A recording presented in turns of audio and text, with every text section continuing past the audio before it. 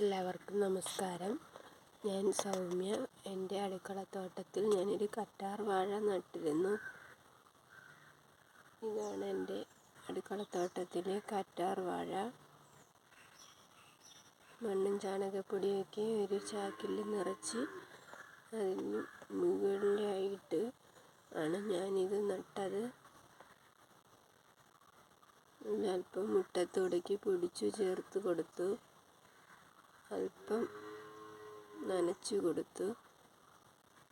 ദിവസവും വൈകുന്നേരങ്ങളിൽ ഞാൻ അല്പച്ചയാണ് ഇതിന് നനച്ചു കൊടുക്കുന്നത്. എണ്ണ കാച്ചാനും മരുന്നിനുമൊക്കെ നല്ല ഒരു ഔഷധ സസ്യമാണ് കറ്റാർ വാഴ. എല്ലാ വീട്ടമ്മമാരും എല്ലാവരും ഇതുപോലെ കറ്റാർ വാഴ നട്ടുപിടിപ്പിച്ച് നോക്കിയാൽ നമുക്കിതുപോലെ വളർന്നു കിട്ടും. വീഡിയോ ഇഷ്ടമായാൽ ലൈക്ക് ചെയ്യണേ, സബ്സ്ക്രൈബ് ചെയ്യണേ, കമൻ്റ് എഴുതണേ. എല്ലാവർക്കും നന്ദി.